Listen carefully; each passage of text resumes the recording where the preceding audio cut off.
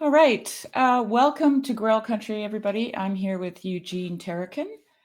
And we're going to be covering I don't even know what to call it. I always thought it was an essay, but it was actually a talk that he gave. And it turns out that it's actually a small book.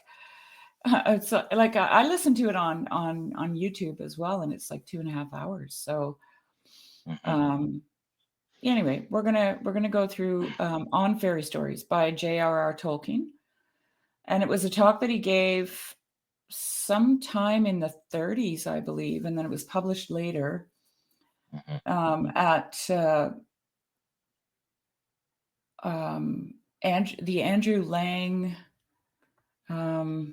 Oh geez, now I forgot.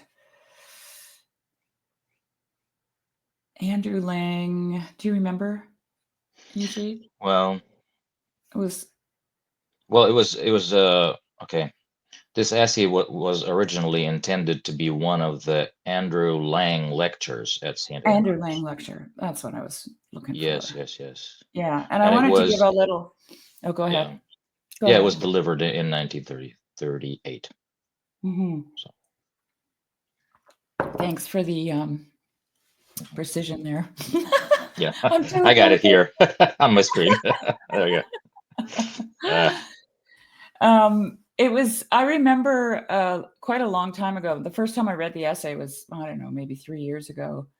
And I was telling Eugene that I didn't really have a clue what, what he was talking about at the time. But one of the things I remember was that it was a little bit, how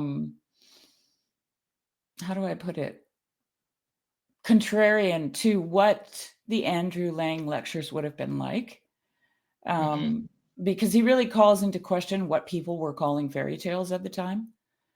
And Oh, Andrew Lang put together a whole series of fairy tales that he collected, and he included fairy tales in there, which we'll get to in Tolkien's On Fairy Stories, that Tolkien didn't yeah, consider fairy tales.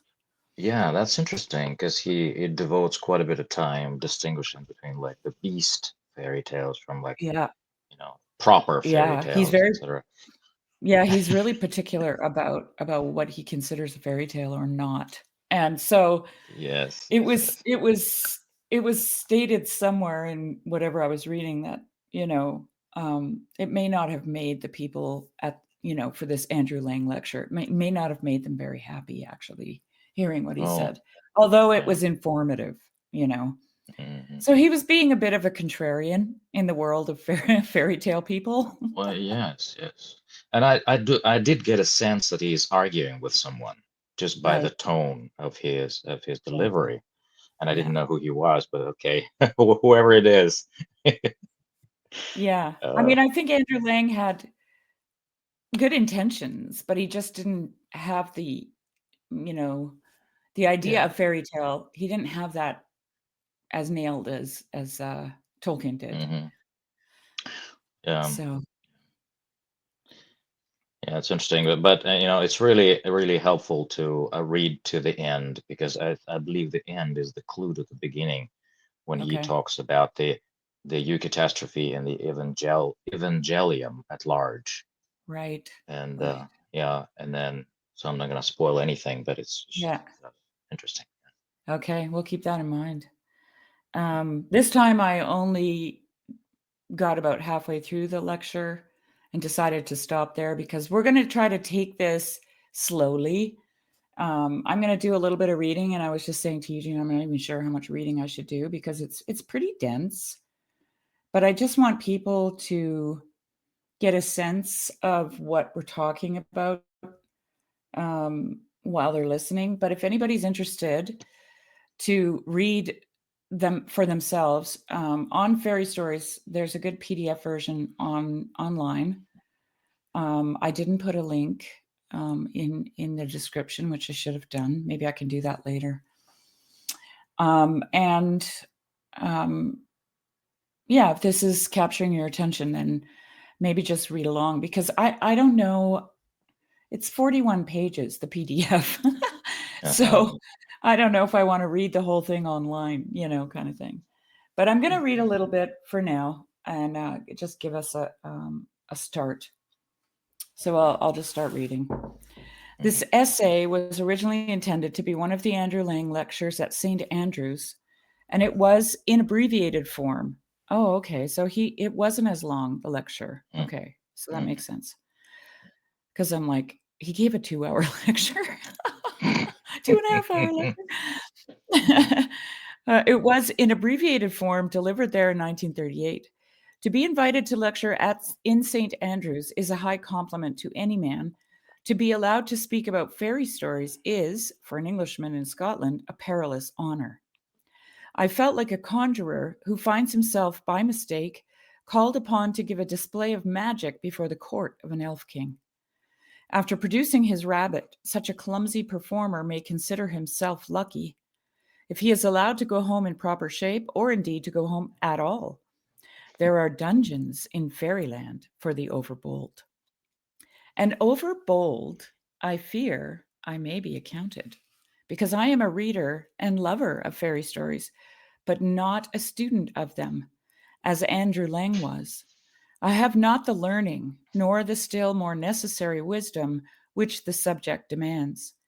The land of fairy story is wide and deep and high, and is filled with many things. All manner of beasts and birds are found there, shoreless seas and stars uncounted, beauty that is an enchantment and an ever present peril, both sorrow and joy, as sharp as swords. In that land, a man may, perhaps, count himself fortunate to have wandered, but its very riches and strangeness make dumb the traveler who would report it.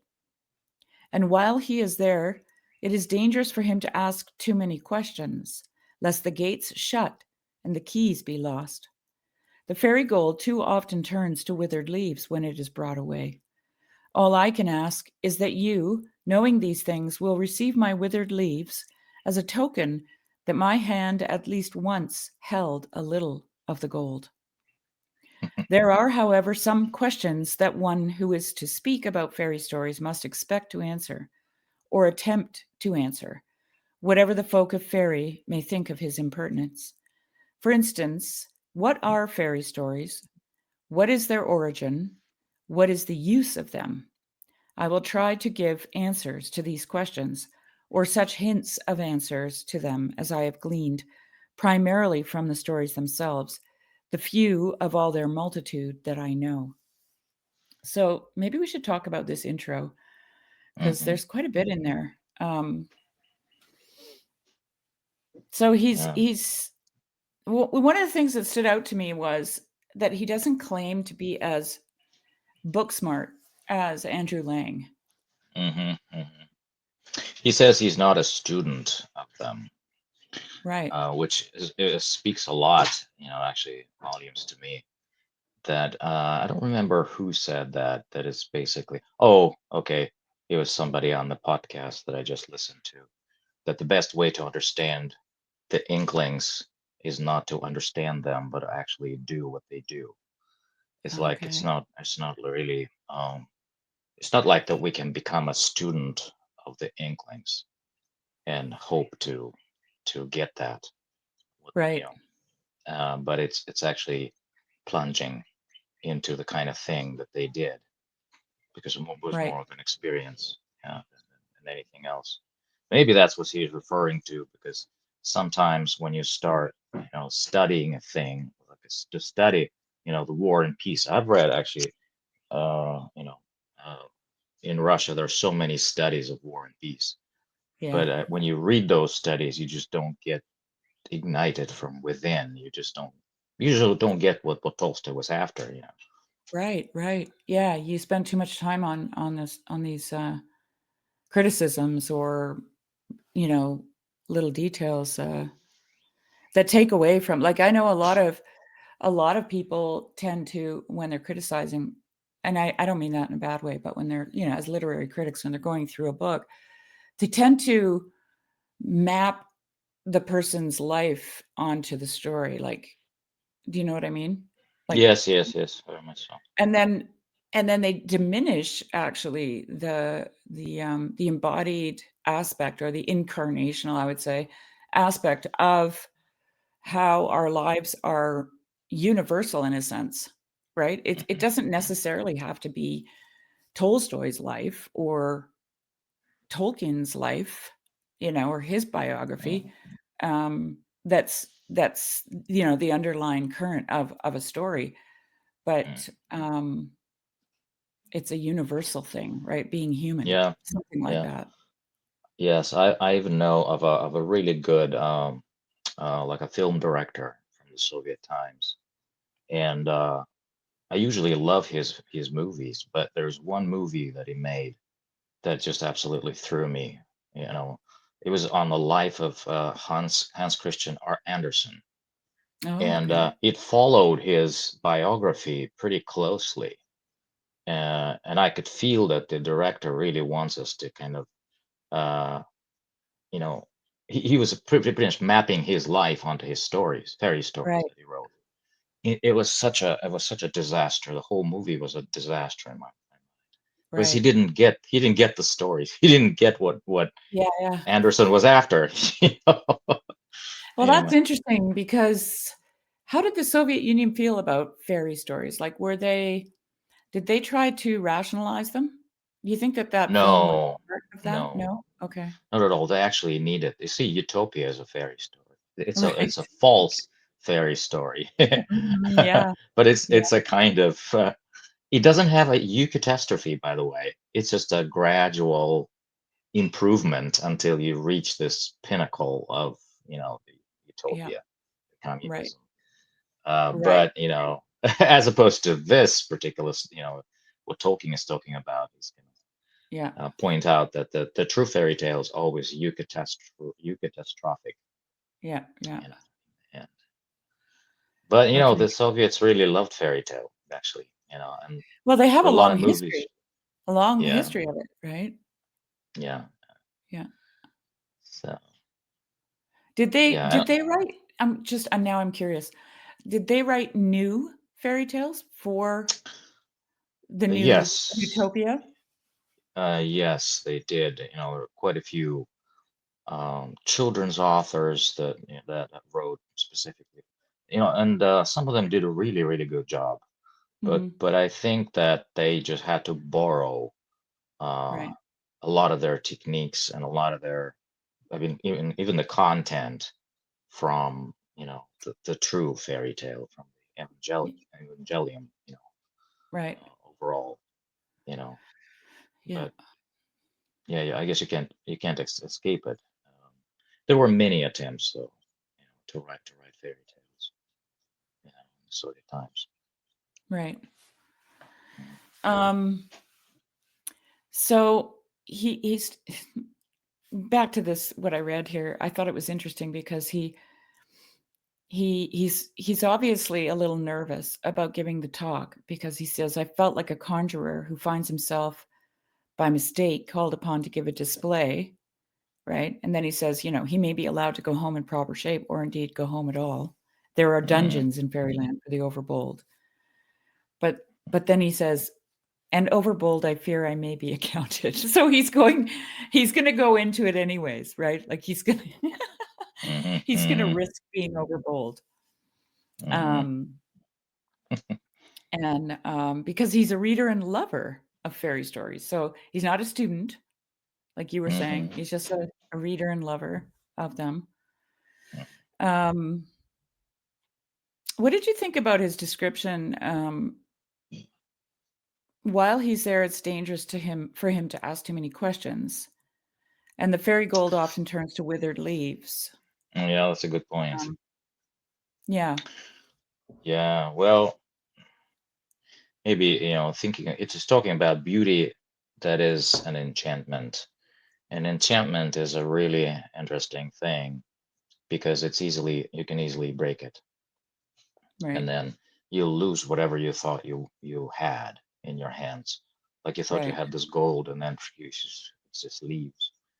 Uh, Yeah. uh, and I remember was walking in a forest, in a pine forest.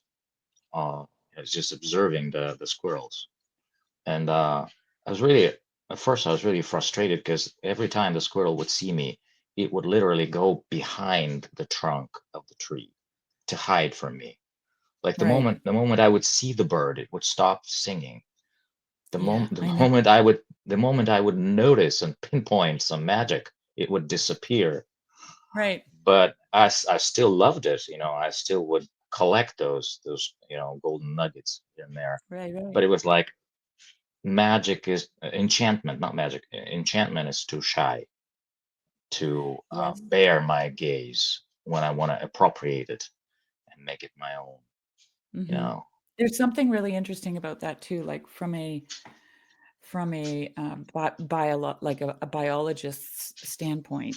So most prey animals that are eaten, generally, some are both prey and predator, but in the case of birds and squirrels, they're mostly eaten.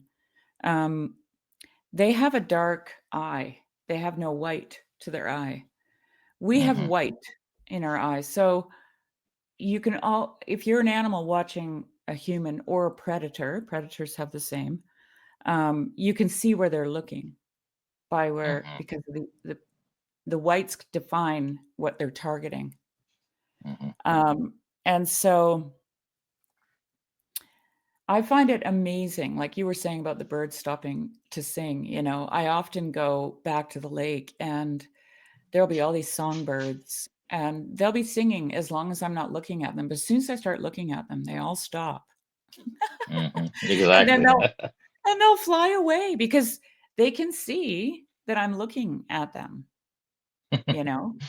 It's Hmm. amazing, really. Um, Hmm. and the other thing that came to my mind was, in Fantasties, I have this little, favorite part, where Anotis comes out with his shadow, and his shadow is acting autonomously, and it's Hmm. disenchanting things around him, like, there's this Yeah. one scene where there's a little fairy boy standing at the side of the road, and he describes what he's wearing, his hat, and he's holding magical things in his hands, and then the shadow passes over it, and suddenly it's just a little boy with, like, a straw hat and some broken toys. Yeah. Yep. And that came to my mind when I was reading that about the withered leaves, you're holding gold, and then the shadow of rationality, maybe, Hmm. reason, you know, um, passes over it, and suddenly you just have a handful of withered leaves, right? Because you're Yeah. asking too many questions. You're trying Yeah. to you're trying to find out where this thing came from, what it is, how it got there, why it is, all those things, right? Hmm. Yeah. But Yeah, he seems to say that even the leaves that he has to offer, the withered leaves, he hopes we're gonna receive them as a yeah, token that my hand once held a little bit of the gold. right. Yeah, So yeah. this is beautiful. I like it. It is very, yeah. Okay, I'm gonna read a little bit more then, unless Hmm. you have anything else. Do you have anything else you wanna add? Uh, no, not at the moment. I think he's gonna come to a lot of the points later. So. Yeah, yeah. Okay, so what is a fairy story? In this case, you will turn to the Oxford English Dictionary in vain. It contains no reference to the combination fairy story and is unhelpful on the subject of fairies generally. In the supplement, fairy tale is recorded since the year 1750, and its leading sense is said to be a tale about fairies, or generally a fairy legend with developed senses, and B, an unreal or incredible story, and C, a falsehood. what a Hmm. what a definition. The last two senses would obviously make my topic hopelessly vast, but the first sense is too narrow. Not too narrow for an essay, it is wide enough for many books, but too narrow to cover actual usage, especially so if we accept the lex, lexi, I don't know how to say that, Lexicographer. lexicographer's definition of fairies. Quote, supernatural beings of diminutive size, in popular belief supposed to possess magical powers and to have great influence for good or evil over the affairs of man. Unquote. Supernatural is a dangerous and difficult word in any of its senses, looser or stricter, but to fairies it can hardly be applied, unless super is taken merely as a superlative prefix. For it is man who is, in contrast to fairies, supernatural, and often, in brackets, and often of a diminutive stature, whereas they are natural, far more natural than he. Such is their doom. The road to fairyland is not the road to heaven or even hell. I believe, though some have held, that it may lead thither indirectly by the devil's tithe. And then he has a poem. I don't know if he wrote this poem, but he doesn't quote Mhm. anyone. Oh, see ye not yon narrow road, so thick beset with thorns and briars? That is the path of righteousness, though after it but few inquires. And see ye not yon braid road, that lies across the lily leven? That is the path of wickedness, though some call it the road to heaven. And see ye not yon bonny road, that winds about yon ferny brae? That is the road to fair Elfland, where thou and I this night maun gae. As for diminutive size, I do not deny that the notion is a leading one in modern use. I have often thought that it would be interesting to try to find out how that has come to be so, but my knowledge is not sufficient for a certain answer. Of old, there were indeed some inhabitants of Fairy that were small, though hardly diminutive, but smallness was not characteristic of that people as a whole. The diminutive being, elf or fairy, is, I guess, in England largely a sophisticated product of literary fancy. It is perhaps not unnatural that in England, the land where the love of the delicate and fine has often reappeared in art, fancy should in this matter turn towards the dainty and diminutive, as in France it went to court and put on powder and diamonds. Yet I suspect that this flower and butterfly minuteness was also a product of rationalization, quote unquote, which transformed the glamour of Elfland into mere finesse and invisibility into a fragility that could hide in a cowslip or shrink behind a blade of grass. It seems to become fashionable soon after the great voyages had begun to make the world seem too narrow to hold both men and elves. When the magic land of High Bracehull in the west had become the mere Brazils, the land of red dyewood, in any case, it was largely a literary business in which William Shakespeare and Michael Drayton played a part. Drayton's Nymphidia is one ancestor of the long line of flower fairies and fluttering sprites with antennae that I so disliked as a child, and which my children, in their turn, detested. Andrew Lang had similar feelings. In the preface to the Lilac Fairy Book, he refers to the tales of tiresome contemporary authors. Quote, they always begin with a little boy or girl who goes out and meets the fairies of polyanthuses and gardenias and apple blossom. These fairies try to be funny and fail, or they try to preach and succeed. Unquote. But the business began, as I have said, long before the 19th century and long ago achieved tiresomeness, certainly the tiresomeness of trying to be funny and failing. Drayton's Nymphidia is considered as a fairy story, a story about fairies, one of the worst ever written. The Palace of Oberon has walls of spider legs.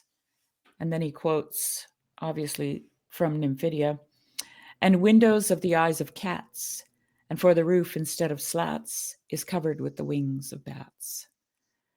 The night Pigwiggon rides on a frisky earwig and sends his love. Queen Mab, a bracelet of Emmet's eyes, making an assignation in a cowslip flower.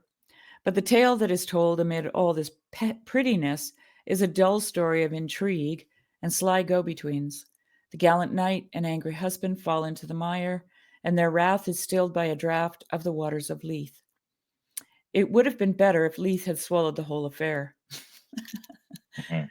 Oberon, Mab, and Pigwiggon may be diminutive elves or fairies, as Arthur, Guinevere, and Lancelot are not. But the good and evil story of Arthur's court is a fairy story, quote unquote, rather than this tale of Oberon. I'm going to pause there because I have, um, well, I mean, there's a lot there. So, any thoughts, Eugene? Well, yeah, if I understand him correctly, that they're fairies are not necessarily diminutive or Mhm. dainty. It could be, I mean, there's some rationalization in making them dainty uh, on account of their invisibility, I guess. But Tolkien's elves are like human size, and Right. in the beginning, he also of this the part that you read, he also mentions that they elves and fairies are more natural. It's humans who are supernatural. Yeah. And in the Lord of the Rings, he explains basically that the fate of the elves is bound to the fate of the world. They are natural. They are of nature. They are of the world, Right. and so they are those representations of nature. Yeah. Fairies are representations of nature. Yes. And it's maybe that it's fitting for them to live in flowers or in trees or whatever, in water that way.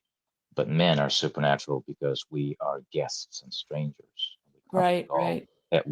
almost at will, not necessarily at will, but we have the freedom to be from of nature and of the supernatural world at the same Yeah. time.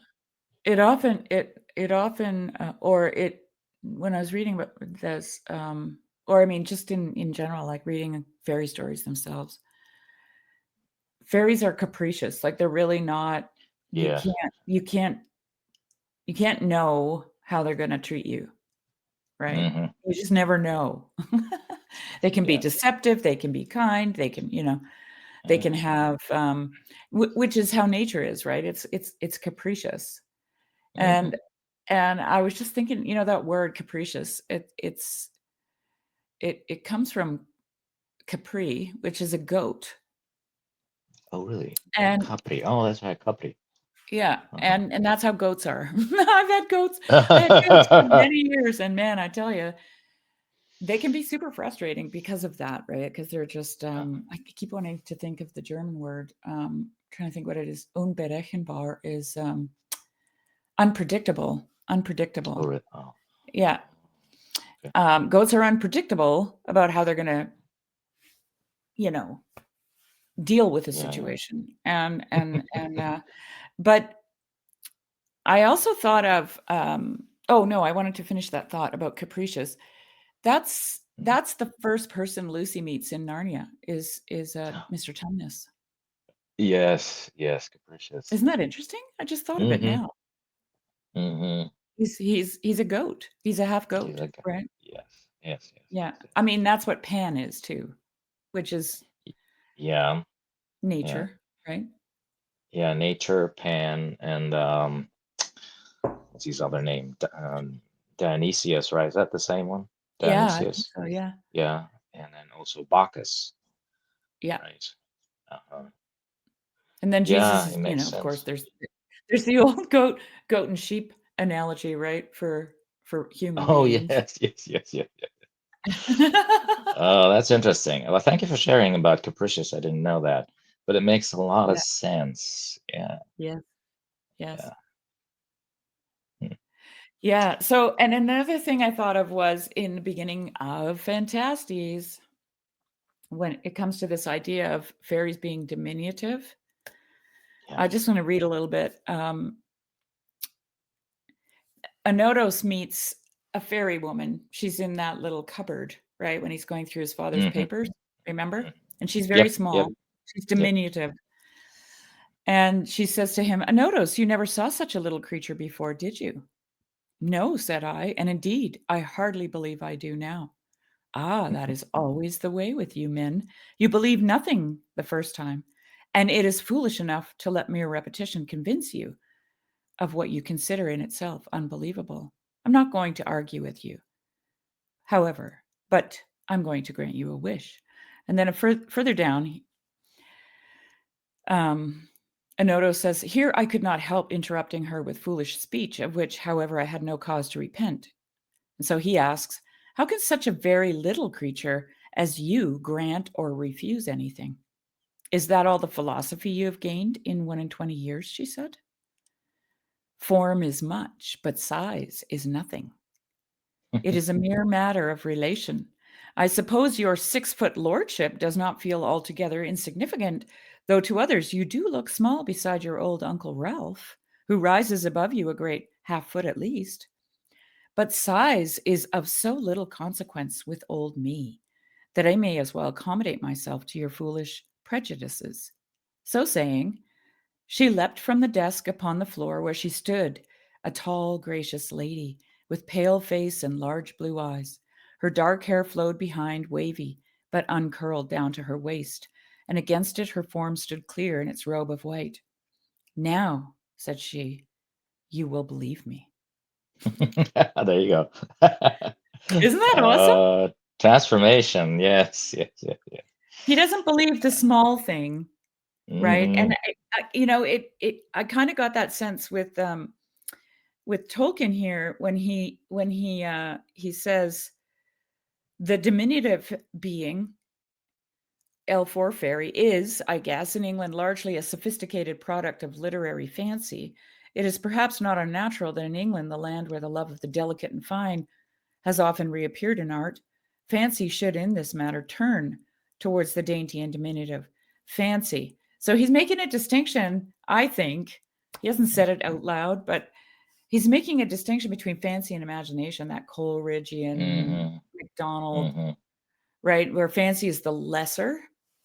Yep, And yep, yep, so yep. I think he's criticizing the fact that, you know, literary fancy has made all these people really small, right? Hmm. And then he says, yet I suspect that this flower and butterfly minuteness was also a product of rationalization. That's a pretty heavy critique, Hmm. Hmm. right? Hmm. Yep, yep. And if you go back to the quote from Fantastes, he doesn't believe her because she's so small. Hmm. So there's a when you make things small, they become less threatening, right? Hmm. And you don't have to Yep. pay attention to them, really. Hmm. I wonder if that's why Tolkien made his elves life-sized, Love and that. also why the fairy grandmother in Fantastes says to a notice, "Now you will believe me," when she makes herself big, right? Hmm. Hmm. Hmm. Yes, yes, Anyway, yes. yeah, what do you think of that? Well, I was just a thought that I had that God comes into the world in a small form, Mm, small size, and who would believe that he would right. fit into a little baby? Wow, And that's cool. That's don't great. even. But at the same time, I don't know if it is correct, is related to what you just read. Um, Maybe Well, I there's mean, some if it's connection there. if the Evangelium is the ultimate fairy story, then I think it is Hmm. related, Eugene. Hmm. Yeah, it could be. Mhm. Yeah, I also remembered another passage from Fantastic, by the way. I'm not sure I can quote it exactly, but maybe you can help me. It's Yeah. that place where the one of the fairies explains to an artist that um, when the fairy the flower, it dies, something like this. Oh, yeah, I Do you remember remember that. that? I remember Yeah, it. Yeah, and yeah. it's kind of sad where they have little funeral for, what was that Mm-hmm. one guy's name? But they're it's Mm-hmm. but they're not Mm-hmm. sad, really, if I remember correctly? The fairies Mm-hmm. themselves? Yeah. No, I have to look it up because there's I don't know if it has anything to do with anything, but I'll look it up maybe. Yeah, look it up. Yeah, Mhm. I don't know where it is right offhand. I'm trying to remember that little guy's name. He was a bit of a troublemaker, if I remember correctly, that little fairy that died. Oh, okay. There you But he go. died with the flower, like, with the he had the life cycle of the flower, of the primrose. I Uh-huh. think he was the primrose, something A like that. primrose. Yeah. Also, I like the line in here, that Andrew Lang says, "These fairies try to be funny and fail, or they try to preach and succeed." mm, That seems like an ironic, like a bit of irony there, mm, like so I think Lang was even criticizing the moralistic, um, aspect to some of these mhm, fairy tales, like Shakespeare and Michael Drayton, right? Nymphidia, yeah, yeah, which is I don't know how you feel about it, but I mean, you're more engrossed in Tolkien's, Lord of the Rings and stuff. Tolkien I think that's one thing that's really confusing for a lot of people when they read Lord of the Rings, the trilogy, because it's not moralistic, right? yeah, yeah. It doesn't preach at all. Yeah, Well, yeah, that's. I think I really appreciate Tolkien much more in that way than even Lewis, because Lewis tends to be preachy every once in a while. right. He's not overly preachy to me, to my taste. To some people, No, he may be a little yeah, over the board. But I like Tolkien's kind of reticence in this way, because you how is everything preaches ultimately. right, Everything proclaims something. right, Uh, but you can judge whether, and like Aragorn preaches something about Christ or not by just reading about Aragorn and seeing what he does and how he is. And so you can kind of like, yeah, put your money where your how do you say that? It's like you look at the thing, and the thing itself is evidence enough, of what it right, is. Yeah. right. Yeah, that's a good point about everything is preaching, Mm-hmm. like the heavens declare the glory of God kind of thing, right? Mm-hmm. So could it be that if you get too preachy, you're overlaying your own interpretation, let's say, of whatever it is that's preaching to you? Yeah, well, You're for sure. overlaying that on top of, and you're actually obscuring it for others, Hmm. in a way. Yeah. Yes, yes. And then of course you're breaking the enchantment, Yes. because just like Tolkien said at the beginning, asking too many questions and prying too much, being too wordy sometimes is like breaking the enchantment, Mhm. uh, Mhm. which is the ultimate um, preaching, the ultimate message. I'm not sure if that's the right word, but I guess we get informed about the true nature of heaven and kingdom. True kingdom Right. is by experiencing its enchantment on us. Yeah. Yeah. I didn't know it at the time because I didn't know anything about liturgical churches, but Mm, I one of the things that I kept wondering about, going to a regular, evangelical church, was what is this for? mhm, Because mhm, I felt, you sit there every Sunday and you listen to a lecture essentially, right? mhm, You're listening to a lecture about mhm. the scriptures, which are, as far as I'm concerned, deeply symbolic and Yes, yes. multi-layered. And and you go away feeling just a little I did anyway, going and feeling just a little like something was stripped away, Mhm, you know? mhm. Where you get someone's interpretation of a parable and this is what it means, Um, and Definitely, now yes. yeah, and now being part of a liturgical church, that's less, right? There's a homily, but it's usually fairly pedestrian, like it's everyday stuff. It's nothing Mm, too, um, intellectual, let's say. yeah. And but you're in this you're being kind of, like, inundated with the scriptures, like the Psalms and the Mhm, hymnography and, all that kinda thing, and it's just working on you, you know? Yep. Nobody's Definitely. explaining it. It's just doing its work. Mhm. And, I've thought a lot about why people are so moving towards these kinds of churches, especially Mhm. now. And I do Yep. think that it is because of, the Enlightenment has just really stripped away any kind of enchantment in the world, right? Yeah. Yeah. Very much. Yeah. Hmm. Yeah. There's less manipulation because sometimes when you try to explain everything, Yeah, you like almost manipulate because I mean, what do we know in the final analysis? right, Like, what do right, I know? I'm I'm projecting myself. It's like a form of narcissism. I'm projecting myself onto a subject right. um, without actually allowing being malleable enough to be shaped by that relationship itself. Yeah, So whatever I'm experiencing or seeing. yeah. So yeah, it makes a lot of sense. You know. Yeah, the longer I play this Christian game, the more I just wanna read stories and tell stories.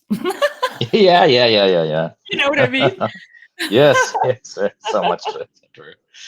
Yeah. Sherry, would you excuse me for a moment? You can actually keep reading Certainly. because I've read, and then I'll be back in a moment. Yeah. Okay. Okay, Okay. sounds good. I'll just go on. All right. So, fairy as a noun more or less equivalent to elf is a relatively modern word, hardly used until the Tudor period. The first quotation in the Oxford Dictionary, the only one before AD 1450, is significant. It is taken from the poet Gower, as he were a fairy. But this Gower did not say. Sorry, I'm going to reread that. The first quotation in the Oxford Dictionary, the only one before AD 1450, is significant. It is taken from the poet Gower, as he were a fairy. But this Gower did not say. He wrote as he were of fairy, quote, as if he were come from fairy, unquote. Gower was describing a young gallant who seeks to bewitch the hearts of the maidens in church. His croquet kemmed, and thereon set a noosh with a chaplet, or else one of green leaves, which late, this is like written in Old English, so please, a little grace, folks.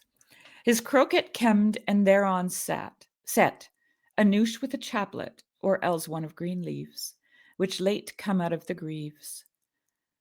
All for he should some fresh, and thus he loketh on the I don't know how to say this word, FTEISSH, right as an hawk which hath a sight, upon the fowl there he shall light, as he and as he were a fairy, he sheweth him to for hear ye.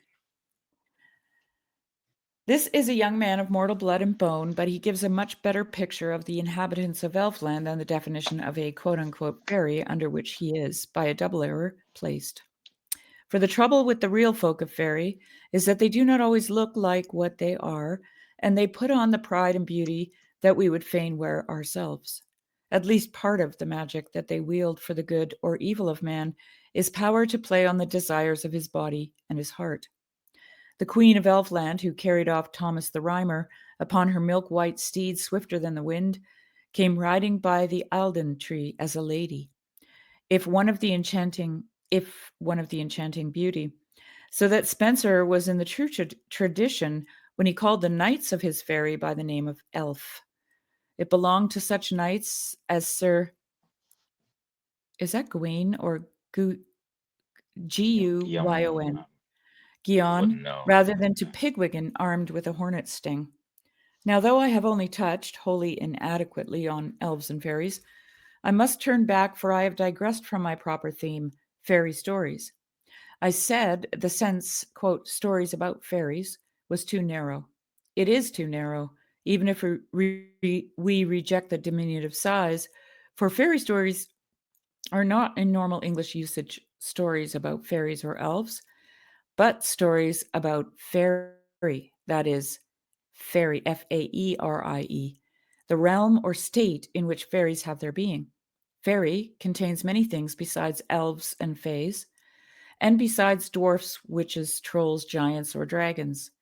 It holds the seas, the sun, the moon, the sky, and the earth, and all things that are in it, tree and bird, water and stone, wine and bread, and ourselves, mortal men, when we are enchanted.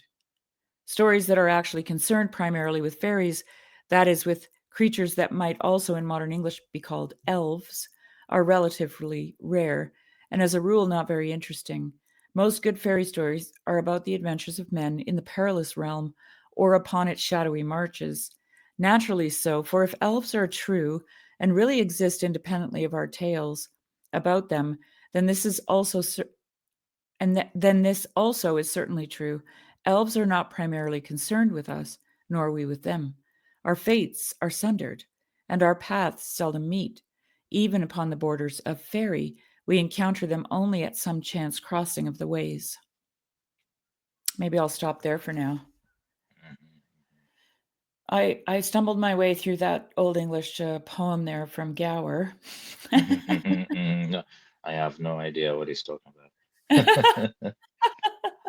But if there was one thing I learned after reading Nikolai Berdyaev, this Russian Oh philosopher, yeah, he is at times he's so difficult. I mean, he's just so difficult. And you read and you read, and if I notice that if I rely too much on my mind to understand what he's saying, it gets frustrating because he's quoting that Latin source, that Greek source, this and that, right, and I can't really, especially 20 years ago when I listened, there was no internet, almost like you couldn't look things up right, so right. quickly. But anyway, I noticed after a while that they keep most philosophers, and I'd say most good writers tend to write in circles. So basically, they write Mm, something and then they make their point, and then they come back to the same point a little, on the lower, like that they do a sort of spiral, like right. they come back to the same thing but on a different level. So if I didn't catch something in one place, I just leave it alone, and then because after a while there's probably going to be a phrase or sentence or paragraph that will exactly illumine that which I didn't understand before. Mm. And I noticed, but reading this piece by Tolkien, I noticed the same thing, that he explains himself almost always, Yeah. maybe with a few exceptions. And so I just kind of leave the old English stuff that I don't understand or something, Yeah, because yeah. he's going to reiterate the same thing, well, you know, most likely. Right, right. I think his point there was mostly that this was a definition in the Oxford Dictionary that he thinks got it right because it's the second last line of that little poem was, "And as he were of fairy." So Hmm. Tolkien is making the point here in this part that fairy is not a story about fairies. Fairy is a story about a realm, about a Hmm. state of being. Hmm. And yeah, Yeah, and he also says pretty much explains himself at the end of this paragraph where he talks about trolls, giants, dragons, about the land of fairy. It holds the seas, the sun, the moon, the sky, the earth, and all the things that are in it, tree and bird, water and stone, wine and bread, and yeah, ourselves, mortal men, when we are enchanted. So right.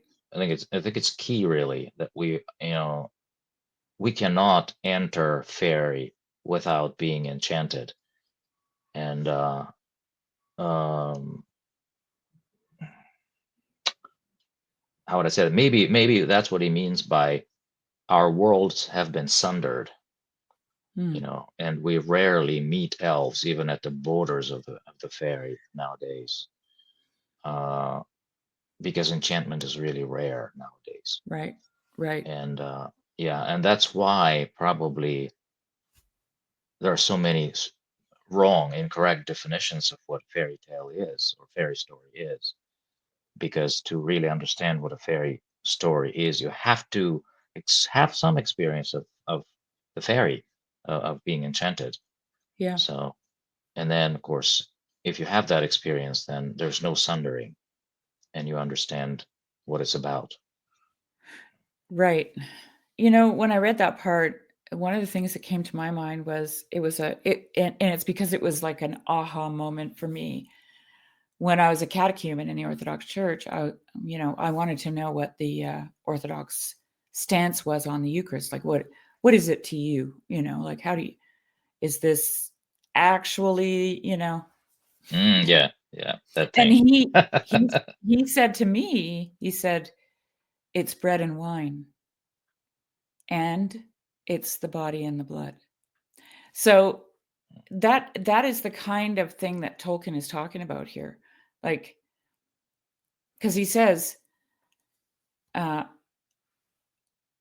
and ourselves, mortal men, when we are enchanted, right? So we're in Mm, that realm of fairy when we are enchanted. The water, the blood, or the wine and the bread is wine and bread and body and blood. Like, mm, it's both, mhm, and it was interesting because the one of the things that this priest was talking about was the COVID restrictions.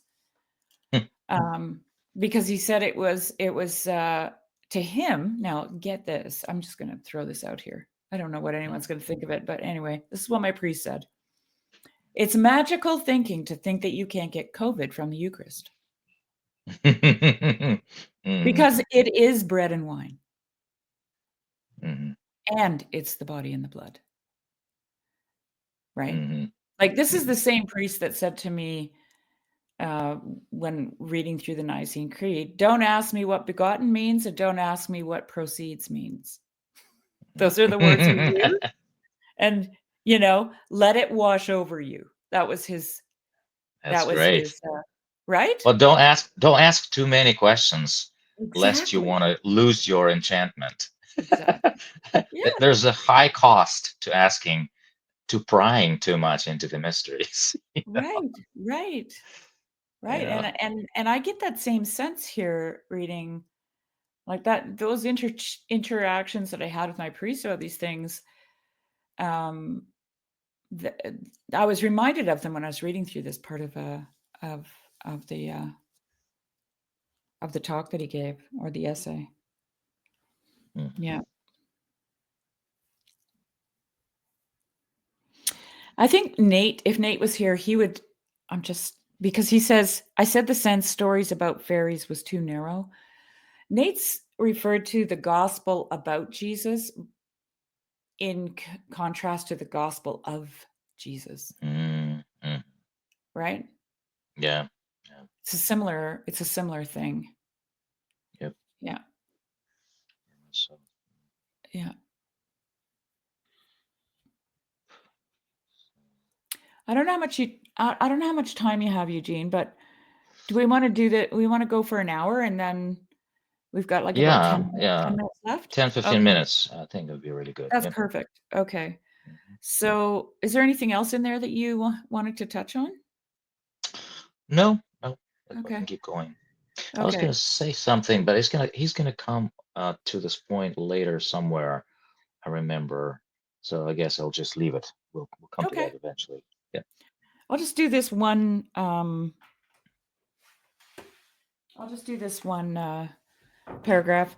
The definition of a fairy story, what it is or what it should be, does not then depend on any definition or historical account of elf or fairy, but upon the nature of fairy, Faerie, the perilous realm, that's capitalized, itself, and the air that blows in that country. I will not attempt to define that, nor to describe it directly. It cannot be done. Fairy cannot be caught in a net of words, for it is one of its qualities to be indescribable. Though not imperceptible, it has many ingredients, but analysis will not necessarily discover the secret of the whole. Yet I hope that what I have later to say about the other questions will give some glimpses of my own imperfect vision of it. For the moment, I will say only this: a fairy story is one which touches on or uses fairy, whatever its own main purpose may be: satire, adventure, morality, fantasy. Fairy itself may perhaps most nearly be translated by capital M magic, but it is magic of a peculiar mood and power at the furthest pole from the vulgar devices of the laborious scientific magician. There is one proviso: if there is any satire present in the tale, one thing must not be made fun of: the magic itself. That must, in that story, be taken seriously, neither laughed at nor explained away. Of this seriousness, the medieval Sir Gawain and the Green Knight is an admirable example. That's a nice dense little paragraph there. Yeah, yeah. Mm, yeah. Well, yeah, that's what we're talking about. The fairy cannot be caught in a net of words. Right. Uh, well, I think C.S. Lewis once said something very similar to the nature of myth, that myth is not dependent on words at all. In fact, you can hear the same story, like of Pygmalion and Galatea, told in many different ways, many different versions. Oh, wow. It's the story itself, the content that catches you, and it's not like he was distinguishing it with poetry, because for poetry words are important, whereas Right. for myth words are not important. So fairy as this place or realm of enchantment cannot be caught in a net of words, Right. uh, though it is not imperceptible. In fact, I Yes. would say that the less you try to capture it, the more perceptible it becomes. You know, Yeah. Yeah. describe it definitively. You know, Mhm. Mhm. because it can be described in a poetic way, uh, But or in a that's not the musical kind way. of description that people can run with. Hmm. Like, like they can't say, "Oh, I know what that is. I got it in my hand." Yes. Yeah, yeah, yeah. It's the illusion is that I can catch it, and Yeah. that's the illusion. Yeah. Yeah, It's that's that delusion. yeah, because that would be why he uses the word net, right? Hmm. Net of words. Um, because that's how we capture things. Yeah, the qualities one of its qualities is to be indescribable, though not imperceptible. That reminds me of periphery, like peripheral vision, where you can't really describe what you see in your periphery because you don't see it clearly, but you get a sense that there's something watching you, there's something moving, Hmm. and George MacDonald talks about this too. He talks about, um, and it's also in Fantastes. I don't know if you remember that part where it starts out with a poem. Let me see if I can find the poem because I have it. I kept it. I Hmm. think the guy's name is Sutton. Yeah. So it starts out with this, how he's like a little poem or something at the beginning of every chapter. Oh yeah, yeah, yeah. Man doth usurp all space, stares thee in rock, bush, river in the face. Never thine eyes behold a tree.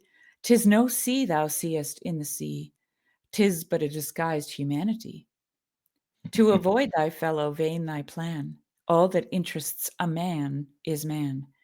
And that's written by Henry Sutton. And I read somewhere that Henry Sutton was a very young poet and had shared that with MacDonald, and MacDonald loved it and then stuck it in Fantastes at the Yeah. and it's the beginning of the chapter where Anoto starts to notice, like, he's just going along. First of all, he goes along the trail that he's supposed to be on, and then he heads south. He gets off the trail and he goes south, which I love that Mm, line. But and then he's in fairyland, but he's not seeing anything. He's looking for fairies and he can't find them. And mm, and then in his peripheral vision, he suddenly sees um, a human being, a shape of a human, mm, a man or a woman or a child, and he turns and looks at it and it's just a rock or a tree or a bush, right? And Mm-hmm. and uh, and so George MacDonald is talking about this. If you look at something too closely, it fades away on you. Mm-hmm. You have to see, there are some things that you have to let just appear in your periphery. And that to him is like the true image, right? And I get that same sense here with the Tolkien when he says that you can't grasp it, right? You can't look at it directly. It has to be, it's not imperceptible, but you lose it if you focus in on it, something like that. Mm-hmm. Yeah, yeah, this is a great chapter. Well, what interests a man is a man. Yeah, I mean, we think we're looking at this rock and then kind of, you know, look at it closely. We think we're gonna see something, but we miss out that we're actually looking at ourselves, you know. right. Yeah, that's beautiful. Yeah. And yeah, it brings up so much, but it's yeah, it makes sense. I remember this poem. I also it kind of stood up for me Mhm. immediately.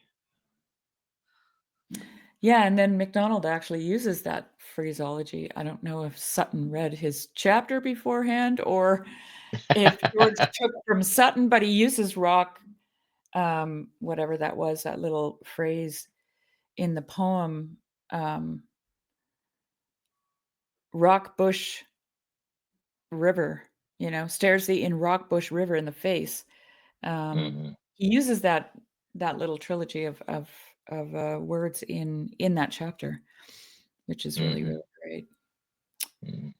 Yeah. It's interesting. We were Ian and I were visiting with new friends just yesterday, and it's a couple, and he's a former Mariner, and he's very down to earth, but at the same time, when he was describing his journey, I mean, his when he sailed from across the ocean on many many different boats, he was just telling me about this experience of sitting on the stern, right, the backside of the boat, right, Yeah. and looking at the water, and keel water, whatever Yeah. it's called. Like you look behind and you see the bubbles and you see the water kind of surging, and whatever Yeah. does its dance.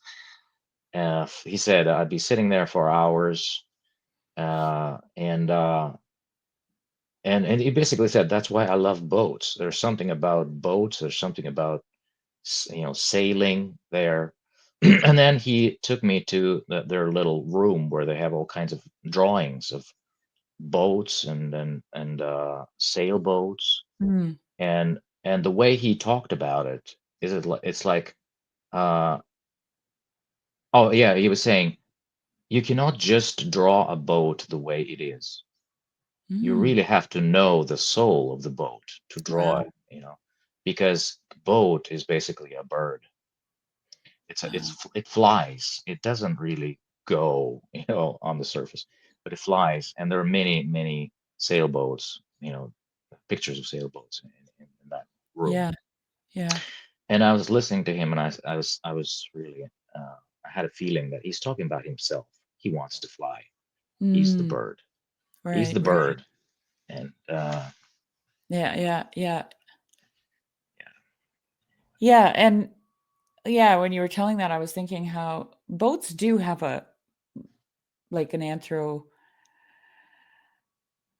well, I don't want to say anthropomorphic because I don't like that word so much, but like they refer to boats as she, right? Mm-hmm. Mm-hmm. Which is, there's something mysterious about the boat. I guess, I don't know. I mean, we could dig into it. We could try to figure it out. But a boat has always been for human beings somewhat magical. Like, Mm-hmm. being able to travel on the water. For one thing. Yeah. Um, Yeah. There's something of us for sure. Something human there. yeah, yeah, yeah. I mean, they still baptize them. before they put them in the Bap- water. Yeah, baptized? Really? I didn't know that. well, they hit them with a bottle of champagne and Oh, okay, you know that's what I true. mean? Like, so to me, it's like a baptism, and they give them a name, and Yes, a new name. That's true. yeah, yeah, Oh my like it's a goodness. really human ritual, Yes, yes, you it is. know? It's really interesting, even Yeah. in modernity, it's still done. Hmm. Yeah, that's really interesting. Mm. Well, I think we can wrap it up here, Sure, for sure. this one. Just wanted to look to see where we're at so I don't forget. I'm gonna just read the first line so that I can go back and listen so I know where we are for next time. But Okay. even if we apply only these vague and ill-defined limits, it becomes plain that many, even the learned in such matters, have used the term fairy tale very carelessly. All right, Tolkien's going to get grumpy now. Oh yeah, yeah, yeah, yeah. But there's so many good things. I look forward to plunging into them I do too, and next time. yeah, and I know that you've really spent a lot of time in his stories, and so one of the things I want to ask you maybe to think about while we're going through it is how true was he, in your opinion, to what he lays out here for us? You don't have to answer it now, but just something Hmm. to think about because I think that what he presents us here is it's so counterintuitive to most people, right? Like Hmm. you really have to be in the realm of fairy to stay there. Hmm. And I think everyone can agree that Tolkien he set the bar really high for fantasy. Yeah, yeah, And I yeah. think he did it because of where he lived. You know what I mean? Hmm. Um, Yeah, yeah, basically, like when you have encountered that enchantment, you can't fall. I mean, you can't. You're like you have this inner obligation, inner duty to uphold the bar, to set the bar really high, right. not to lose that, to be at least somewhat faithful to it. Yeah, Um, because I think even he wouldn't dare to say that he was able to capture it in his own net of words, even right. though he did a great job of, um, anyway. But I think, yeah, the true fairy tale, the Evangelium, uh, is really vast, and I think his attempts are vast. I mean, people up to this day, Yeah, people plunge into it every day, and they still draw meaning in an incredible. He himself said that he didn't invent any of those events of the Lord of the Rings or Silmarillion. He basically said, "I didn't invent any of that. I actually wait until I know what happened, and right. then I write." So, Wow. Well, I'm going to just close out with a little quote from MacDonald from his Fantastic Imagination essay, because this is what was going through my mind when I asked you that. Like, how true did Tolkien remain in that place, right? This is what MacDonald says. He's talking about the natural world having law, and he says, it's a really long sentence. I'm trying to find a. Okay, I'll just read it. The natural world has its laws, and no man must interfere with them in the way of presentment any more than in any way of use. But they themselves may suggest laws of other kinds, and man may, if he pleases, invent a little world of his own, with its own laws. For there is that in him which delights in calling up new forms, which is the nearest perhaps he can come to creation. When such forms are new embodiments of old truths, we call them products of the imagination. When they are mere inventions, however lovely, I should call them the work of fancy. In either case, law, capital L, has been diligently at work. Now, this is what I wanted to read. His world once invented, the highest law that comes next into play, that there shall be harmony between the laws by which the new world has begun to exist, and in the process of its creation, the inventor must hold by those laws. The moment he forgets one of them, he makes the story by his own postulates incredible. To be able to live in a moment, in an imagined world, we must see the laws of its existence obeyed. Those broken, we fall out of it. And when I read that the first time, I was like, oh my gosh, that's like that's Eden, right? Mhm. There were laws in the world, in the garden. And when those laws were broken, we fell out of the story.